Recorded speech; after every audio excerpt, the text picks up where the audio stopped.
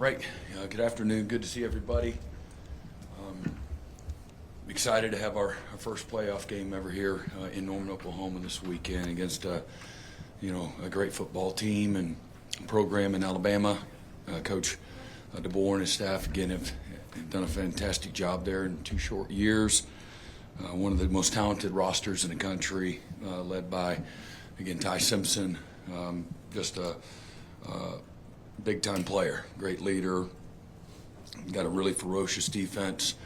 Again, where they're been very, very disruptive all year long. Very, very well coached on all 3 phases. So I got a lot of familiarity. Don't want to be real redundant. I just played these guys a couple of weeks ago and had a lot of great things to say. But man, it says a lot about their football team, the injuries that they've had here this year and what they've been able to overcome and still be in the position there, and says a lot about their roster and certainly their staff. So got a lot of respect for Coach and their program. Okay, let's go to the right side. Colton Sully, first row. Colton Sully, the Oklahoma. Brent, it's been a little bit over a year since you brought Ben in here. Just curious, after 12 games, sort of maybe where you've seen him grow the most. Again, Ben's a great leader. You said Ben? Yeah, Ben's a great leader. He's got great self-awareness, leans into his staff. He's done a really good job of helping build on the culture in that room and really kind of starting over from where we were, how we ended the year. A lot of new faces, obviously.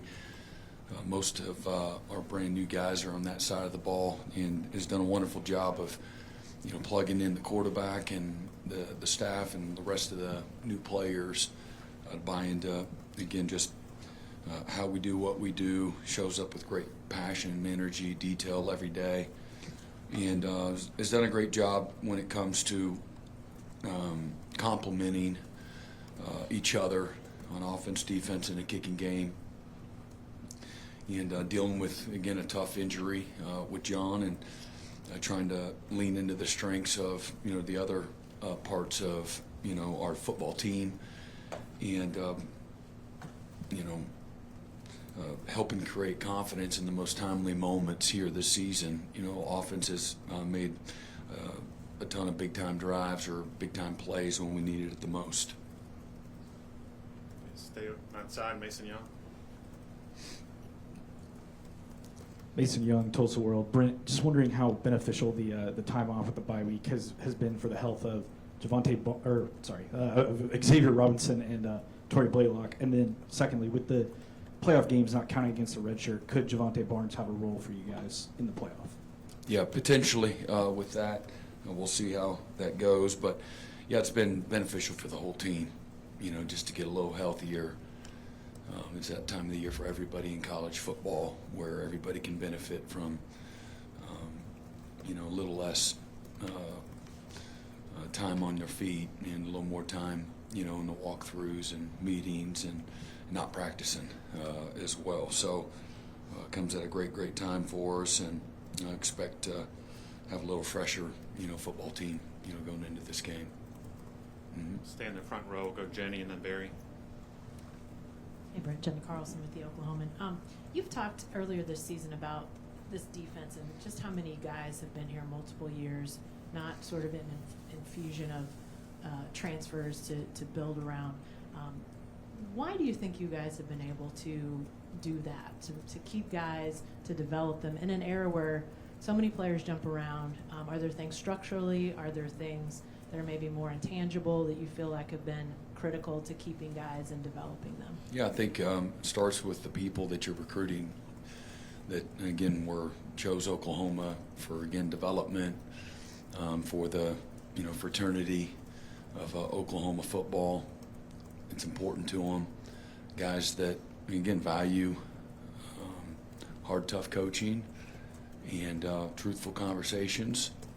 Guys that aren't running from hard work and earning, their opportunity through developing and competing. So I think those combinations of, the values and intangibles that they possess, and then, from our standpoint, being genuine, to who we said we were going to be and doing what we say we're going to do.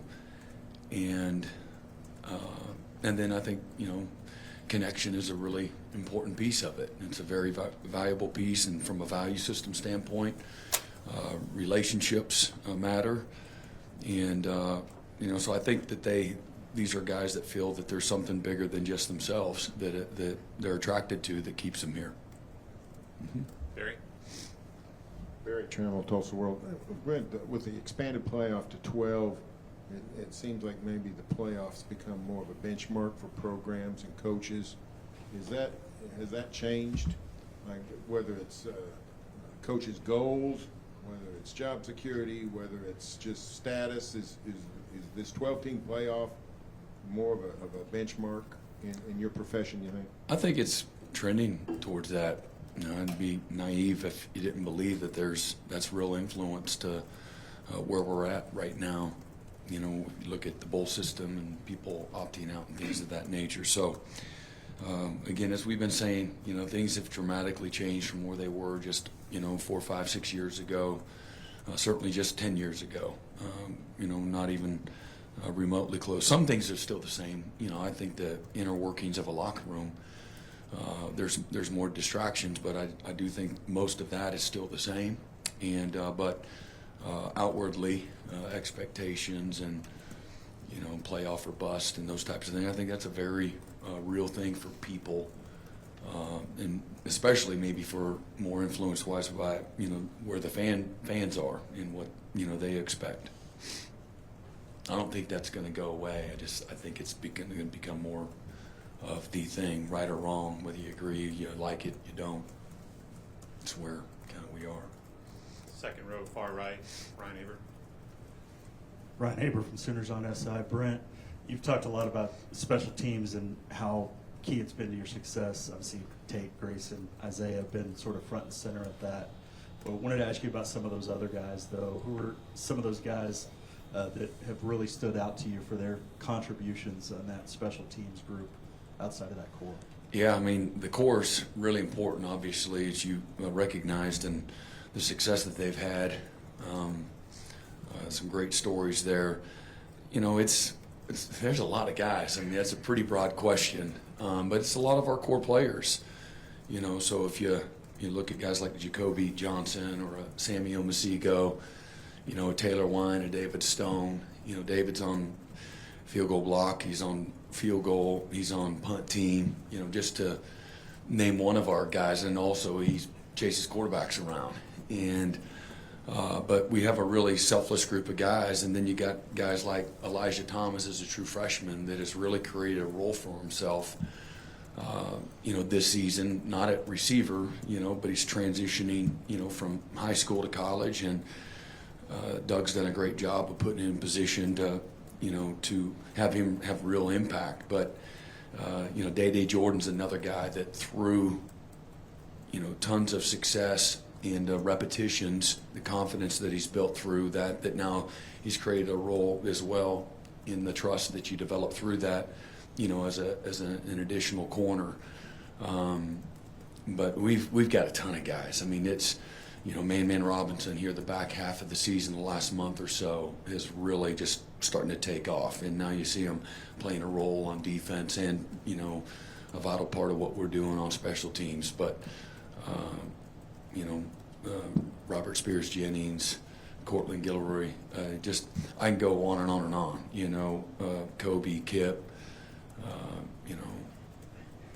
just a ton of guys that, they're all too deep kind of guys, most of them, that are playing really big-time roles. Taylor Heim is really taken another big step this year. He's a guy that doesn't get in the game a lot as far as at linebacker right now, but he's going to in the near future, and he's shown great aggression and again loves the contact and making things happen on kickoff as well. So Jaron Kanik is a two-time special teams player of the year for us, and having a great year in both spots this year. So Satania is we'd be remiss if we didn't bring him up and what he's meant, the toughness, the grittiness, the competitive spirit that he plays with. Man, guys, they play hard, when they're on the punt return unit, because they know he at any point in time can change a game.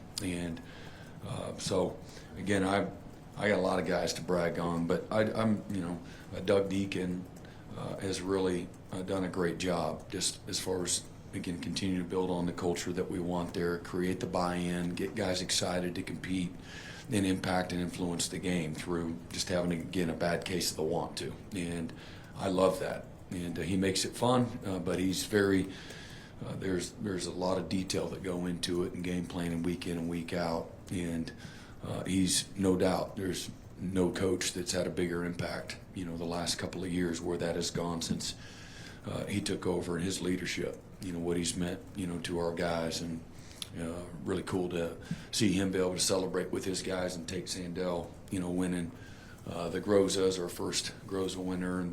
And again, Grayson Miller, another great story of a guy that was pretty inconsistent all spring long, and a guy that, you try to limit his reps because we're trying to get the ball punted to our punt returner down the field and get a good look on punt return.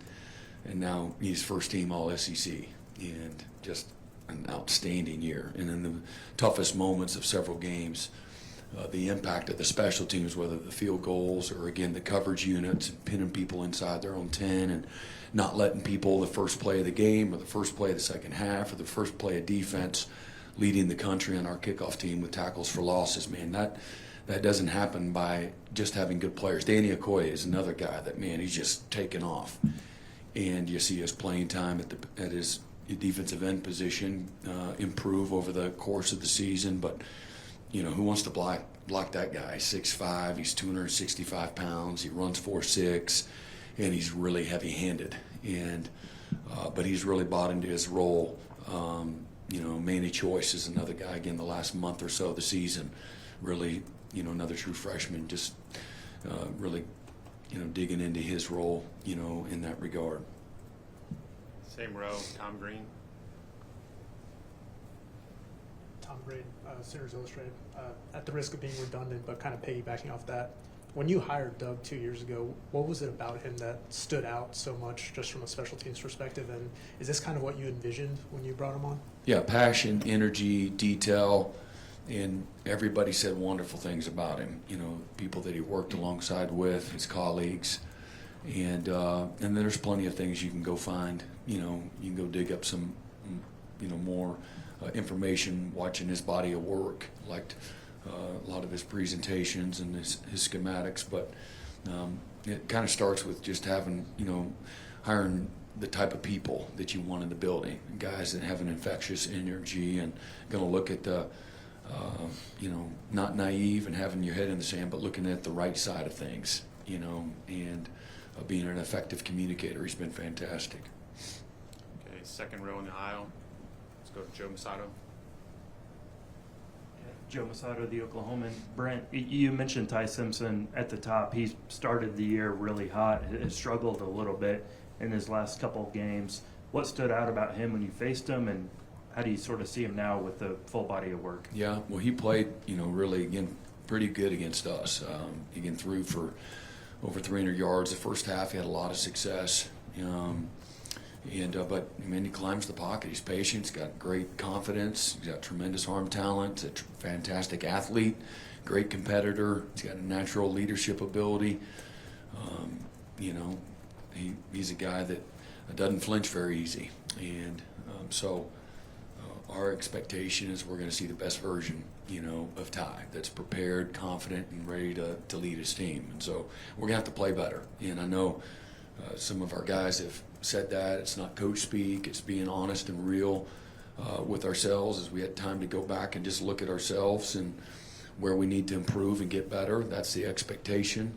Our fundamentals, that's kind of where it all starts, and I don't think we played very well fundamentally. We played with great toughness and really good physicality.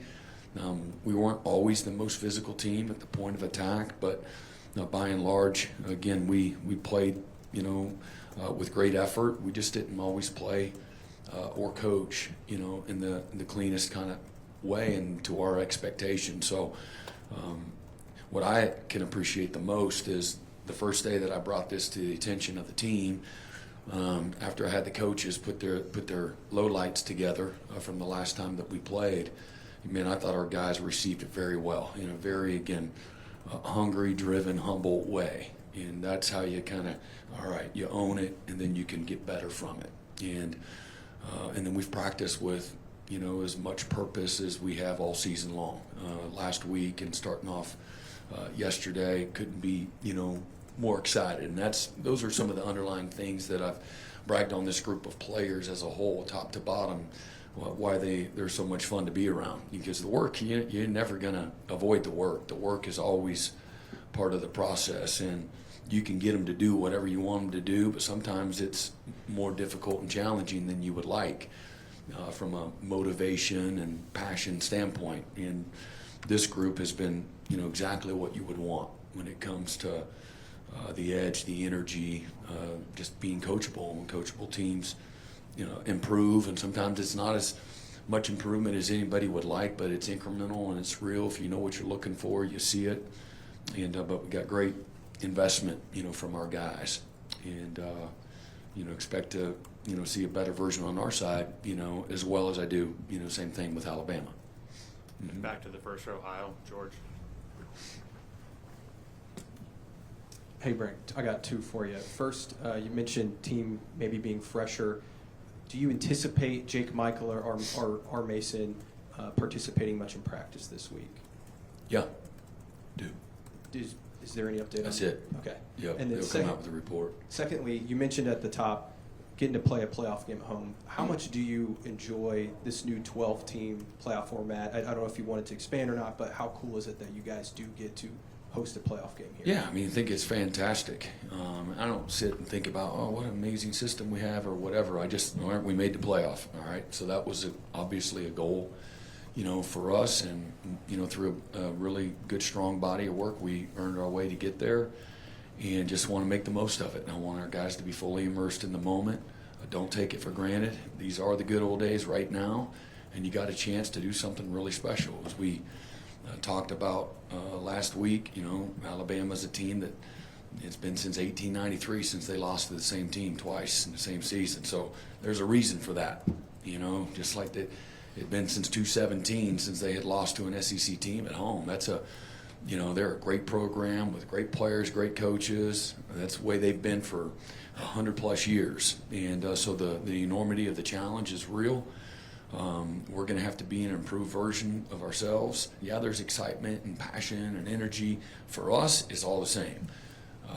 We've had a biggest game in the world in the history of football, whether it's for Brent Venables or it's for the Oklahoma Sooners or it's for John Mateer, whoever. We've had that. That's how we are all the time, anyway.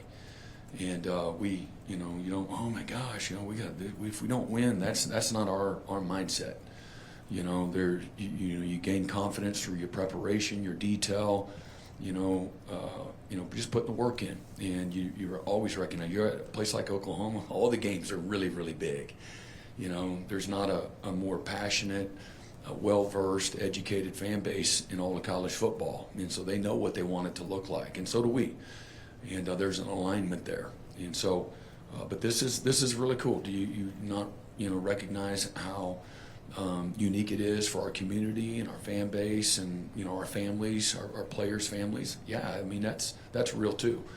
And but all that's for naught if we don't put the work in. And again, get to the closer to game week, man. It ain't like, oh no, what if you make this mistake or that isn't the mindset either. Man, it's a matter of fact, go for broke, confident, believe in yourself like we have all year.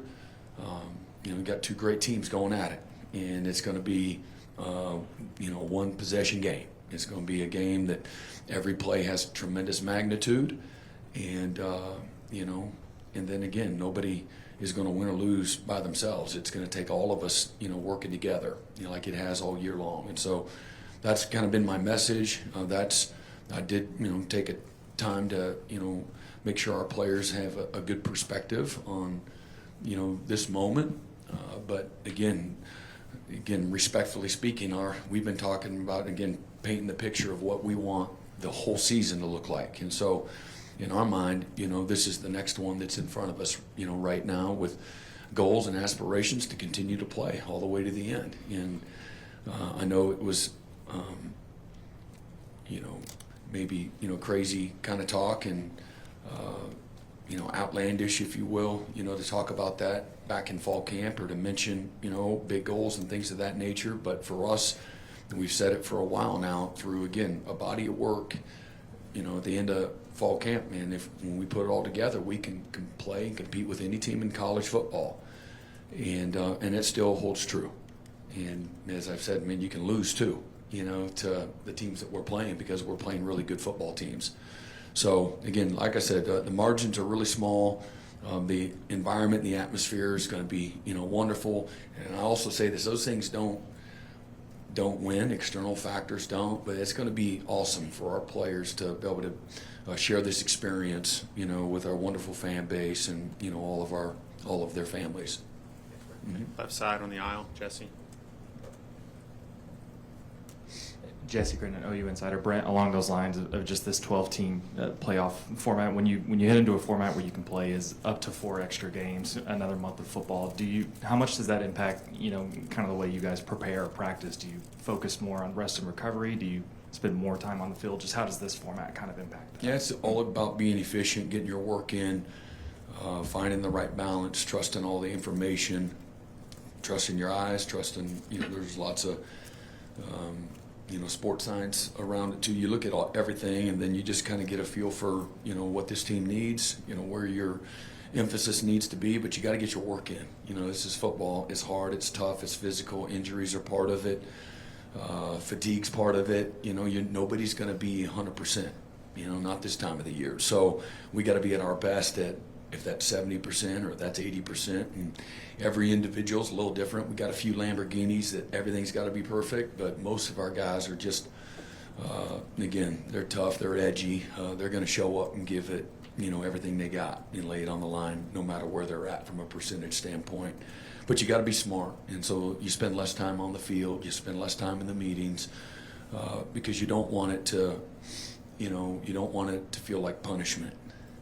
Whatever that means. You don't want it to be just drag. Because I like long. I like more. I just but less is more, I think, and it's appropriate this time of the year. And so you just try to manage that. There's got several of our coaches, myself included, that've played a lot of meaningful postseason games, over the last couple of decades. So you lean back on some of that too, but you also have to trust what you see in front of you, when it comes to this team and what their needs are. Mm-hmm. Let's go to Bob. Bob Persbill, Sooner Scoop. Brent, talked to Deshaun White and Braden Willis a couple of weeks ago, and they were both adamant that even though the on-field success wasn't there in 2022, you were the right guy for the job. You were the one that's going to bring OU back to the elite level. Just looking back, anything from that initial season that you can point toward that's helped you get to where you guys are now? Yeah, I mean, those guys, man, we weren't very deep anywhere. We were a lot better on offense than we were on defense. Statistically speaking, I think we lost 5 games by 1 score, and we just ran out of gas in the fourth quarter that season. But man, the heart, the attitude, the toughness that group competed with, led with, man, they were wonderful. And again, the results weren't what we wanted. Even up to the last game against Florida State, where we're getting ready to go up by 2 scores there with just under maybe 4 minutes to go, and we fumble going in, and they get it back, come back down, and tie it up. Anyway, that was kind of how the season went, but I couldn't have been more pleased with the fight and the attitude of our first team, and they really did a wonderful job of, okay, this is how we do what we do, and obviously you want better results, but they laid the foundation for just new set of standards and expectations, a value system. Next to Bob, let's go to Josh. Josh McDaniel, OU Daily. Brent, I just want to go back to the special teams and Tate Sandell. What did you see early on from Sandell when you were recruiting him to say that he could be someone that would be the best kicker in the nation. Yeah, so as you know, the portal recruiting is a lot different than maybe high school. You know, we signed Jonathan Hatton. Well, we had been recruiting Jonathan and his family for over 2 years. And so that experience, say, with a guy like him is going to be different with a portal guy. But, you know, my first, memories are his visit with his mother and father sitting in my office, his confidence. You know, I've bragged on that and talked about that, with him, very confident. And the mom and dad, you could see where they got it from. But I've learned quickly he's a guy's guy. This guy's going to fit in really well. He's not an introvert. He's into a lot of the stuff that a lot of the guys in the locker room are into, and he was running towards Oklahoma, which I have an appreciation for. Man, he looked at the opportunity like I look at it. Just an amazing opportunity. This is one of those places, and he's had a lot of respect for his opportunity, and it resonated with his teammates immediately. But very, very competitive. Okay, second row, we'll go to Davis and then Carey. Davis Cordova, Norman transcript. I just wanted to, we know about Owen and his eligibility issues next year. What would your pitch be to the NCAA to get that? I don't have a pitch. I'm not going to waste my time, I'm not waste your time, I should say. But I don't control any of that, and they're not asking me what do I think they should do. They have systems and processes in place to figure all that out, and so I just want whatever's best for Owen. Whatever he wants is what I want. How important has he been for you guys? Yeah, he's been great. He's a great leader.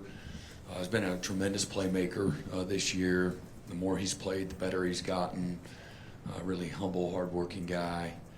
It's cool to, his connections from, his uncle that played here, started on our national championship team, was a walk-on as well. Got a great testimony, and drives an old beat-up pickup truck. He says he comes back, he don't want no money, nothing else. He just wants the opportunity to play. And, man, he was certainly raised the right way. Wonderful family, humble guys. Really, he's one of those players that, by how he shows up every day, just his attitude and mindset, he makes everybody around him better and helps connect the team. He's one of the glue guys, in our entire locker room. Okay, let's go back right side, third row, Cliff. Yeah, Cliff Brunt, Associated Press. So you haven't really been in here all that long, but yet you've already kind of run the gamut in terms of perceptions and ups and downs. You were the guy everybody wanted when you came here. Went through some struggles. Now you're close to the top of the mountain, so to speak. Having said all of that, what has the burden of being the head coach at Oklahoma been like, given the expectations and the ups and the downs that you've been through? Yeah, I think the snapshot you just described that's what everybody's life looks like, in some way, shape, or form. Maybe not be up here and you fail in front of the world, but, that's what you just said, that's life. That's, the coach at Oklahoma. I don't mind to be judged and in front of people, and again, failing in front of the world, but, you also be put back together in front of those who broke you as well. And so there's that. And so, I've been in this profession a long time. As I've said, what the game of football has meant to me, it saved my life. Coaches in my life have changed me and shaped me and developed me and given me this amazing opportunity that I have standing before you today. I would not be here if it weren't for people like Bob Stoops and Bill Snyder and Dabo Sweeney and Jim Levitt, Mike Stoops, Mark Mangino, so many people that poured into me and saw something in me before I could see it in myself. And so I come from that place. I don't ever get away from that, ever. Daily, I remind myself of how grateful I am, and I'm in my proper place, and not up here, not down here. I'm just like everybody else. And when it comes to having a favored life and great opportunity through. I play a small part in it, no doubt. But if I have a crappy attitude, and if I have an attitude that goes like this, man, I'm going to live a miserable life. And so I don't look at it, well, the coach, and he goes, how do you handle all this, the highs and lows of being the coach? It's just living life. And a lot of people are counting on you. And so my purpose is not attached to the head coach at Oklahoma. It's, the best title I got is as a dad and as a husband, and then a believer. And so I keep things in its rightful place. I put everything I got into everything I do. I love what I do, and I like the good times. I like to be doubted, and and we've, there's several people here. You're doing your jobs. You've had to say the bad things too about us, about me, and that's cool. I don't hold on to it. I remember, but I don't hold on to it. And but that just comes with it too. That you sign up for that, the whole man in the arena thing. And so again, you try to balance everything out, and don't live a dysfunctional life when it comes to worried about what everybody thinks now, because we lost a game, and nobody cares more deeply than me, and I carry that heavy burden of wanting people to have pride that love Oklahoma. And I want my players to walk with their head held high, because, man, they're about the right stuff, and everybody sees that, and how they play, how they compete, how they win, their success, and to represent this program the right way with, great, strong character and humility, and having a genuine appreciation, for their teammates, their college experience, and certainly, the jersey they get to wear at the University of Oklahoma. So, again, I know it's kind of long-winded, but, everybody here, what you described, at some point in time, they're going to be there, and somewhere in between. And, for me, by the grace of God, I've just been able to stay kind of right here, through all of it, and never think too much of myself. And again, I've said this, I know I've lived a career that, man, I don't deserve, that is represented excellence, not perfectness, excellence, for decades. And the people that have been put in my life are players, coaches, mentors, my family, my spirituality of how I've been able to manage it all without trying to appeal to the voices and the opinions of people that quite honestly don't affect me. Did I say something bad about Brent.com? Probably. How many pages? This is our last question, by the way. We have to I asked Ben Arbuckle kind of what he's learned, spending this year from you about being a head coach, and the first word he said was unwavering. There was other adages, I think, tireless and things like that. I'm curious, just you in general, how difficult is it to coach for you, to be on your staff, as much energy as you have? And do you like finding guys that maybe don't have that, and trying to kind of bring them up to your level, if you will? I like people that have it. That makes everything easier. I don't know how difficult it is. That would be the opinion of somebody else. I feel like I provide great structure. I lead from the front, not from the back. I try to be the example, and I'm constantly planting the right seeds. Planting seeds, whether you want to think they're right or not, but I'm planting the seeds nonstop of what my expectations are, and try to, again, just be a model of consistency and being the example, and creating guardrails and structure that are going to help people be successful and be consistent, and being thoughtful, along the way, and reminding people what it should be about, where their motives should lie. And so those are just, as a leader, you have to continually rehearse your beliefs, and human nature is to put one hand on the wheel. And, so buckle up, two hands on the wheel. This is what it looks like, eyes forward, and, press on. There's going to be good and bad, and you got to be able to handle all of it. And so for me, it all starts with loving what you do. I don't think you'll be great at anything if you don't love it. And so just showing up with an edge, with passion, and then knowing people in the building. All right, people are feeling pretty good right now. I got to crank it up, and making sure people aren't satisfied with making it to the playoffs. You know, we had a bye week, so now the first day coming back, I mean, when game plan's already done. No, it ain't. And so, you know, having a pulse, you know, for that. Sometimes, again, you got to make people uncomfortable. Some people may not like it, and my job is just to help make them better and get them to do what we need them to do so we can be successful. And it's all centered on helping the players and what's best for them. And but I'm no more demanding of anybody else. Not like I'm making people stay up here and guard their desk. That's not my style at all. And but when we're here, man, it's 10 and 10 on the treadmill. Let's go get it. And all the details, everything, little thing matters. And again, if you don't, they won't. So, you know, your players are going to be a direct reflection of the love, trust, and respect that they have for you as a coach. And they're like your own kids.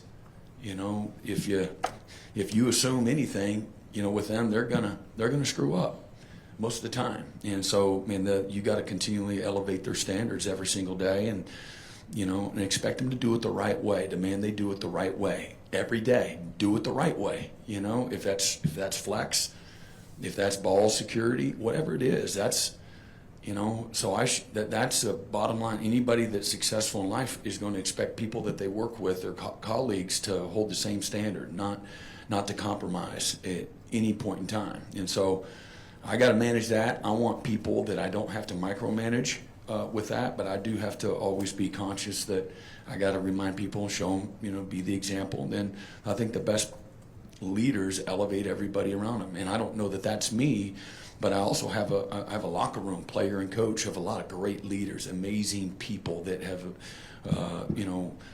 great leadership skills, and in their own petri dish, they get to make people around them better. And that's what an individual coach should do for his position room, is make everybody better. And so demand excellence, and that's what this place expects. You know, if game day is supposed to look something like that, then every other day leading up to that should look something like that. So I don't know if they feel like I feel like I'm a pretty reasonable guy, and I like to have fun when we're doing things the right way and being successful. So I'm not very much fun. I'm passionate, but I'm not very much fun when things aren't going like we want them to go.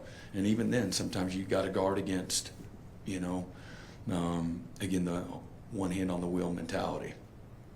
All right. Thank you, Coach. All right. Appreciate you.